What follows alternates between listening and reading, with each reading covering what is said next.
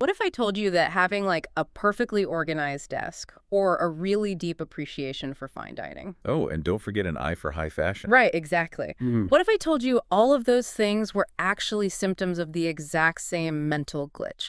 I mean, the friend who meticulously color coordinates their living space and the person who gets genuinely distraught when their favorite coffee shop is out of their preferred roast, they're both operating on the identical underlying psychological software. It's wild to think about. It really is. Today, we are looking at something that fundamentally challenges how we view our own personalities. It is a remarkable framework, honestly, and it completely flips our modern understanding of personality quirks right on its head. I mean, we tend to view our preferences for beauty or comfort and order Yeah. as either innate virtues or just, harmless personal It's styles. just part of who we are. Exactly. But the text we're analyzing today approaches these tendencies through a much more clinical, almost diagnostic lens. Okay, let's unpack this. We are drawing on a fascinating text by Reverend Thalangalle Ratana Thero. It's titled Identify Your Traits for Meditation. Such a great source. Yeah, it's brilliant. And the mission of this deep dive is to explore early Theravada Buddhist psychology based strictly on his writings. Yeah. We are going to help you, the listener, understand your own dominant mental habits and then discover the incredibly specific, targeted, and honestly somewhat shocking methods used to balance them out. Yeah, shocking is definitely the word. I mean, the author, Reverend Thalangalle Ratana Thero, is actually guiding us through the concepts found in this massive 5th century manual of Buddhist doctrine. It's called the Visuddhimagga. Which translates to the path of purification, right? That's right, the Path of Purification. It was written by the eminent scholar monk Buddhaghosa, who drew extensively on the earlier Pali canon. And it's basically the master blueprint for Buddhist psychological analysis. What stands out immediately, though, is how radically different its baseline assumption about human nature is, at least compared to our modern views. Which is such a refreshing starting point, honestly, because today we absolutely love our personality tests. We take a quiz online, we get assigned 4 letters or some Enneagram number, and we just say, well, that's just who I am. We put ourselves in a neat little box. We really do. But this tradition doesn't view personality as a permanent, fixed identity, does it? It definitely doesn't. Early Buddhist philosophy rejects the idea of a fixed, unchanging self entirely. So instead of static identities, it identifies what are called karita. Garita. Yeah, and the best translation for this is character temperaments, or conditioned tendencies. They are basically habits of the mind that have been deeply ingrained over time. I really love that distinction. Instead of thinking of these temperaments like rigid astrological signs that you're just born with and stuck with forever, it's much more accurate to think of them as default mental algorithms. That's a perfect way to look at it. Right, like they dictate how you process the world right now, how you respond to stress, what you praise, what you push away. But because they are just conditioned algorithms with the right new code, which in this system means targeted meditation and ethical living, they can actually be rewritten. That analogy gets right to the heart of it. They are temporary operational states. And in Chapter 3 of the Visuddhimagga, Buddhaghosa lays out this diagnostic map of 6 primary character temperaments. So it's like a diagnostic tool. Exactly. The goal isn't to label a person for life. It's to figure out which algorithm is currently running the system so you actually know how to debug it. Okay, so if this is a diagnostic tool, how do we use it? Let's get a lay of the land first before we put one under the microscope. What are these 6 default algorithms?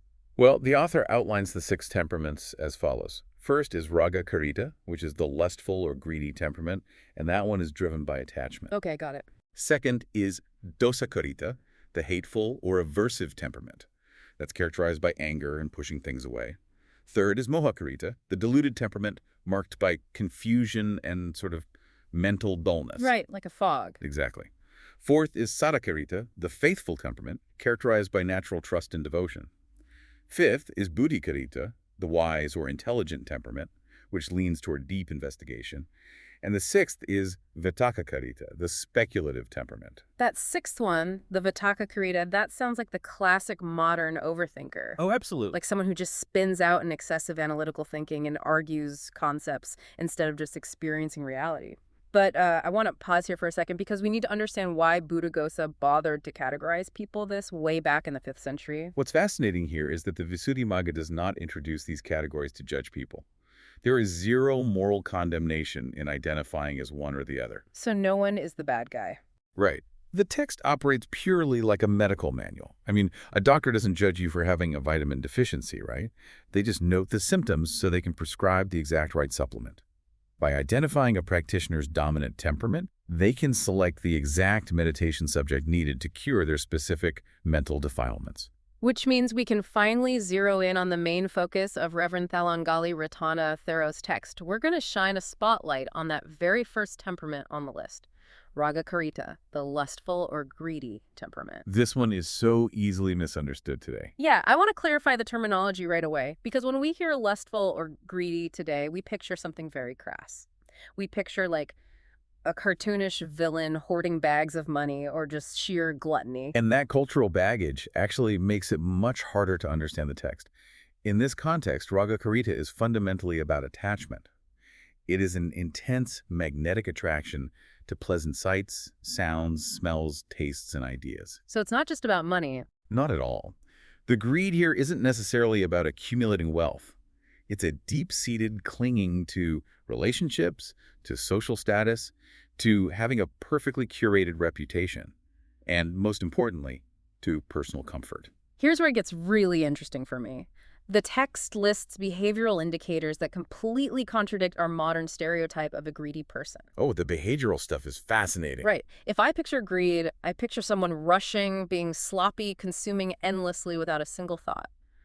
But Reverend Thalangalle Ratana Thero notes that an individual with Rāga-Carita usually walks in a calm, graceful, composed manner. Like their physical movements are elegant. Yes, very elegant. And when they sit or lie down, they do it neatly. Their posture is relaxed, but it's highly organized. And see, the refinement is the defining symptom, not a contradiction. You really have to look at the mechanism behind the behavior. Why are they moving so gracefully and keeping their spaces so neat? Because they want things to look nice. Deeper than that. Because they have a profound, almost desperate appreciation for aesthetic beauty and physical comfort. Chaos and ugliness literally disturb their algorithm. In their daily tasks, whether they are cleaning their home or just arranging their desk, they demand orderliness. They want the environment to be pleasing to the senses at all times. And the way the text describes their eating habits just blew my mind, because they don't shovel their food like a glutton.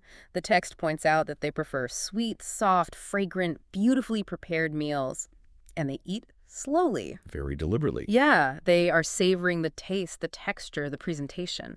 They aren't eating just to fuel the biological machine. They are intentionally extracting every possible ounce of sensory pleasure from the experience. And if we connect this back to the bigger picture, you can see why this level of refinement is actually a profound trap. Because they are so drawn to beauty and they develop these intricate emotional attachments so easily, they inherently dread losing anything. They become psychologically velcroed to pleasant experiences. And when that attachment becomes excessive, craving what early Buddhists called tan takes over the mind entirely. Because fundamentally, none of those beautiful, pleasant things are permanent. I mean, the perfect meal ends, the beautiful clothes wear out, that meticulously arranged living room is going to get dusty. Exactly. And if your entire mental stability is built on clinging to those things, you are just setting yourself up for massive suffering. That is the core diagnosis. The Rāga-Carita mind is constantly setting itself up for disappointment by demanding permanence from impermanent things. And psychologically, this also bleeds into how they interact with others. Oh, like socially? Yeah, the text notes they are often quite gentle, courteous, and socially agreeable. But they might actively conceal their personal faults because they deeply wish to present a flawless, favorable image to the world. Wow, okay, so how do you know if this is your default algorithm? Because Reverend Thalangalle Ratana Thero provides some highly specific reflection questions in the text, and I want to turn this directly to you listening right now. It's a great diagnostic to do on yourself. Let's run a quick diagnostic. Think about your own daily habits. Do you prefer to keep your surroundings not just clean, but actively attractive and well-organized? And do you find deep satisfaction in the beauty of clothing, furniture, or decorations? Like, do you regularly use pleasant fragrances or carefully select scented products for your environment? Let's look at the internal reactions, too. Do you find it genuinely hard to share possessions that you value highly? Not out of malice, but just because you are so attached to them. Right. Do you spend a considerable amount of time daydreaming about future pleasures or looping pleasant memories in your head? And notice your emotional reactions to minor inconveniences. Do you become noticeably upset or disappointed when you cannot obtain something you strongly desire? Or, say you go to a restaurant and your favorite food is suddenly unavailable. Does it completely ruin your mood? I think we've all been there. For sure. Do you actively try to hide your flaws so that others only notice your good qualities? If you are nodding your head to a lot of these, you might lean heavily toward the Rāga-Carita temperament. But I want to make sure we aren't just making people feel guilty for liking a nice scented candle. Why do this exercise? The author is explicitly clear that this is a self-reflection tool to cultivate wisdom. It is not a mechanism for guilt. Good. According to Buddhist psychology, most of us actually possess a combination of several temperaments, though one usually dominates. The goal of recognizing these tendencies is to see the machinery of your own mind working in real time. Right, to catch it in the act. Exactly. Once you realize, my mind is heavily conditioned by attachment to beauty, you stop identifying with the craving. You observe it objectively, which is really the first step toward freedom. And more practically, once you diagnose the specific condition, you can apply the specific antidote. And this is where the text takes a sharp and honestly challenging turn. It really does. Because the prescription for the Rāga-Carita temperament is a highly specific meditation called Dasa Asupa, or the 10 Contemplations on Foulness. The Pali word asu literally translates to not beautiful, unattractive, or foul. And this practice is exclusively recommended as a countermeasure for individuals whose minds are strongly hijacked by sensual desire and physical attraction. Okay, I have to address what this actually entails because the Visuddhimagga does not pull its punches here. It describes 10 distinct stages of a decaying human corpse that the practitioner is instructed to visualize and contemplate. 10 very graphic stages. Yeah, we're talking about starting with a swollen corpse, moving to a discolored and festering corpse that's producing fluids, then visualizing a corpse that has been cut up or gnawed by animals, scattered or hacked and scattered. And it goes all the way down to a bleeding, worm-infested corpse and finally down to a bare skeleton. It is beyond stark. I mean, it's an incredibly stark clinical progression of natural biological decomposition. Every single stage of what happens to the physical form after death is just meticulously laid out for the practitioner to examine. It is. But I have to push back here because this is where modern sensibilities really clash with ancient practices. Look, if I am someone who loves high fashion, beautifully plated food, aesthetic harmony, and you tell me the cure for my attachment is to sit in a room and focus intensely on a festering, bleeding, or worm-infested corpse. It sounds like a horror movie. It sounds intensely morbid, honestly terrifying. How does this not just traumatize the practitioner? Like, how does this not breed profound depression or even hatred toward their own body? That reaction makes complete sense, especially today. We live in a culture that meticulously sanitizes and hides death away from everyday life. But we really have to look at the mechanics of why the Buddha taught this method and why Buddhaghosa codified it. Okay, what are the mechanics? Well, the text explicitly states that the purpose is absolutely not to cultivate self-hatred, disgust, or pessimism. If a practitioner becomes depressed or repulsed, they're actually doing the meditation wrong. Wait, really? So what is the actual psychological mechanism then? If the goal isn't disgust, what are we trying to achieve by visualizing a decaying body? It is a direct mechanical antidote to a very specific cognitive illusion. The human mind, especially the Rāga-Carita mind, habitually projects the illusion of lasting beauty onto things. Lasting beauty. Right. We look at a physical body, whether it's ours in the mirror or someone else's, and we perceive it as a permanent, cohesive, desirable object. But biologically, realistically, that is a total distortion of the truth. We are essentially hallucinating permanence where there is only temporary biology. That is the perfect way to phrase it. By meditating on the body as impermanent, as something that is subject to decay and dissolution, the practitioner shatters that hallucination. You are creating a negative lie to replace a positive lie. You're just looking at reality. You are forcing the mind to confront the unvarnished objective truth of nature.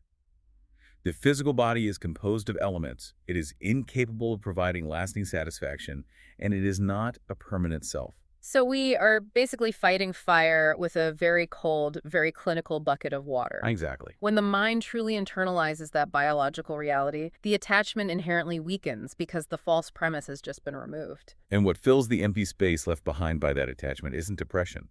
It's profound wisdom and equanimity. The mind stops exaggerating physical beauty, which causes all that frantic craving to subside. I mean, you can still see that a flower is pretty, but you don't suffer when the petals fall, because you always knew its true nature. Oh, that makes a lot of sense. So how is this actually practiced? Because historically, the text mentions monks literally going to observe corpses in charnel grounds, which obviously isn't going to fly for a modern practitioner. Historically, yes, it was direct observation. But the text provides a mental framework that applies just as well to visualization. It outlines a strict 5-step sequence, Hmm. and this structure is vital to prevent the mind from falling into aversion or fear. Walk me through the mechanics of that sequence. You don't just close your eyes and jump straight to picturing a skeleton, right? Definitely not. Step 1 is to establish mindfulness. You begin by calming and stabilizing the mind, typically through mindfulness of breathing. So you need a rock-solid, collected foundation before you introduce something so challenging. Exactly. Step 2 is to select just one object. The text advises against overwhelming the mind. So you might just choose the visualization of a soul and corpse, or maybe just a skeleton, and hold your attention steadily there. And step 3 seems to be the linchpin of the whole process, which is observing objectively. It is the linchpin. You contemplate the object calmly, without fear, without morbid fascination, and crucially, without revulsion. You are training the mind to simply recognize the natural characteristics of the body as conditioned matter. It's just biology running its course. Right. No judgment attached. Which sets up step 4 perfectly, which is applying the reflection to yourself. This is where it goes from like an abstract visualization to a personal ego check. Yes, the turning point. The practitioner reflects, this body of mine is of the exact same nature. It is not exempt from aging, decay, and death. One day it too will become like this. And according to Reverend Thalangalle Ratana Thero, this specific reflection is what systemically dismantles vanity and the obsessive attachment to physical appearance. It breaks it right down. Yeah. And finally, step 5 is returning to calm observation. Whenever sensual desire, fear, or distraction arises during the meditation, you gently but firmly return your attention to the contemplation of the body's true nature. Just bringing it back. Yeah. With repeated practice, the text explains that the habitual grasping loses its grip entirely, leaving the mind incredibly balanced and serene. I can understand the logic behind how that cultivates equanimity, I really can. But let's be realistic here. For a lot of people listening to this, even a guided visualization of decay might be entirely inaccessible or just too overwhelming right now. Does the Visuddhimagga offer a less extreme entry point for the lustful temperament? It does, actually. For those who find the 10 contemplations on foulness too intense, the text provides another highly effective alternative called Vivacchisakara, which is the contemplation of the 32 parts of the body. Now, this one is fascinating to me because it completely deconstructs how we view ourselves from the inside out. Instead of looking in the mirror and seeing the body as a cohesive, beautiful whole, or as the text poetically puts it, viewing it as made of gold, silver, or sandalwood. Such a nice image. Right. But instead of that, the practitioner mentally dissects the body into 32 natural physical components. Think of it like looking at the source code of a beautiful website. When you see a gorgeous web page, you're attracted to the sleek interface, the colors, the layout. Sure. But if you hit Inspect Element on your browser and just look at the raw HTML and the lines of code, the magic entirely disappears. You realize it is just raw data and basic structural elements. That is exactly what visualizing the 32 parts of the body does to physical attraction. It's hitting Inspect Element on human beauty. Exactly. That analogy makes perfect sense. You are unpackaging the illusion by looking at the raw data, because the meditative recitation actually starts with the visible parts that we usually obsess over. You know, the hair of the head, hair of the body, nails, teeth, and skin. The surface layer. Right. But then it forces the mind to go deeper into the structural code. Flesh, sinews, bones, bone marrow, kidneys, heart, liver, diaphragm, spleen, lungs, intestines. It forces you way past a superficial layer. Right down into the visceral elements. We're talking stomach contents, feces, bile, phlegm, pus, blood, sweat, fat, tears, grease, saliva, mucus, joint fluid, urine, and finally, brain matter. It covers everything. Yeah. The practitioner mentally visualizes these parts and uses a very specific reflection. They tell themselves, this body is not precious in itself. It is merely a collection of 32 impure parts. Such is the true nature of this body. It is impermanent, unattractive, and not self. Knowing this, I let go of attachment. This raises an important question, however, about mental safety and right application. Oh, how so? Well, the Visuddhimagga is incredibly explicit that these practices, both the 10 contemplations on foulness and the 32 parts of the body, are powerful, profound methods, but they are absolutely not for everyone. Which loops us right back to the very beginning of our conversation about the different temperaments. The algorithm determines the treatment. Exactly the point. If someone naturally leans toward fear, anxiety, depression, or aversion, which Buddhaghosa categorizes as the dosa-carita, or the hateful temperament contemplating decay or internal organs, could be actively harmful. Oh, it would backfire It completely. would just feed their natural tendency toward negativity and revulsion. The text assumes this meditation is undertaken with proper instruction. So for someone with an aversive temperament, they need the exact opposite medicine. They should start with mindfulness of breathing or loving-kindness meditation, just to soothe their agitation. That makes total sense. The medicine absolutely must match the temperament, otherwise you make the disease worse. So what does this all mean for you, the listener? Whether your personal attachment manifests as a closet full of expensive clothes, a need to receive constant praise at work, or just, the compulsion to eat perfectly prepared fine food slowly and methodically. Identifying that attachment isn't a judgment. It is simply the first step in applying targeted mindfulness. By using these ancient psychological tools from Reverend Thalangalle Ratana Thero's text, you can actually start to see these things for what they really are: temporary, conditioned elements that do not make up a permanent self. The ultimate goal here is freedom from the exhaustion of constantly clinging to things that simply cannot last. If our greatest attachments and our constant grasping for the beautiful and the pleasant are actually the hidden source of our deepest disappointments, we have to ask ourselves a fundamental question. What's that? What would your life look like if you truly viewed your most prized physical possessions, and even your own reflection in the mirror, as just a temporary collection of natural elements? If you finally let go of the illusion of permanence, how much lighter would you feel? That is a profound thought to leave you with, and a serious challenge to our everyday programming. We've covered a lot of ground today exploring the Rāga-Carita temperament, but there is so much more to uncover in this fascinating manual. We want to let you know that the next chapter of Reverend Thalangalle Ratana Thero's text will be continued as the second episode. Until then, take a closer look at the source code of your own mind.